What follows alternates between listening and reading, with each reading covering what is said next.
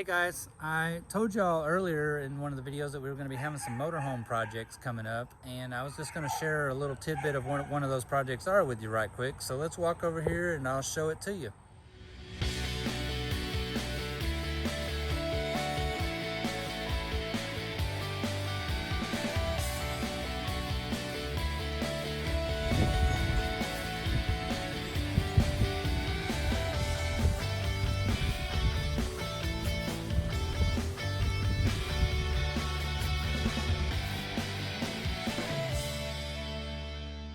All right, so what we're going to be doing is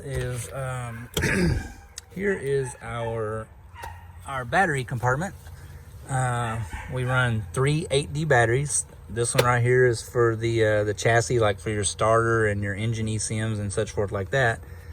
And then these two over here are what runs your house, like your lighting and your inverters and all that kind of stuff like that. So with these two monstrous batteries right here, even as big as they are, the capacity of them is not very high, to tell you the truth. If you get off into batteries, you'll understand more about that, but I'm not really going to explain a whole lot about that. But with these two batteries, if we are super conservative overnight, that's about all we can get out of it. And like I say, we can't run a whole lot of stuff. So we're going to be changing these lead acid batteries out for some lithium iron phosphate batteries. And let's walk over here to the shop and I'll show you a little bit around those.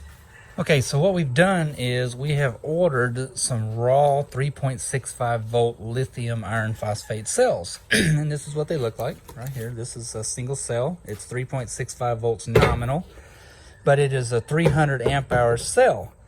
So once we build a battery, we'll take these 4 cells here and we will run them in a series configuration. So 3.65 volts, 4 cells in a series configuration. We're going to build our own 12.8 volt batteries out of them. And like I say, the capacity of this one small battery right here, and you can see how light these things are. I mean, compared to that 8D battery, which you can hardly pick up by yourself, the capacity of these batteries is almost 3 times more than what one of those single batteries has. And we're going to build 2 of them.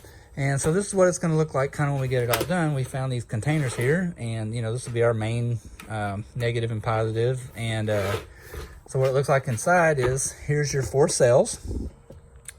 And we have set these up in a series configuration. We have built these copper bus bars right here to go between the terminals. And then down in here, this is our BMS, our battery management system. And this is what kind of regulates the cells to keep them balanced and stuff like that. So we'll run a cable, a main positive cable from here, a rather large cable, and it'll go around over here to our positive terminal, and then our negative goes through our BMS and such forth like that. And so this is your BMS right here. It's just a raw. This is 100 amp BMS, so we can draw 100 amps. And if you go over that, it'll shut it down, and it keeps your cells balanced and such forth like that. And then we ordered these bulk terminals, and everything came off of that huge online store that everybody buys stuff from that we're not associated with, so we won't say their name.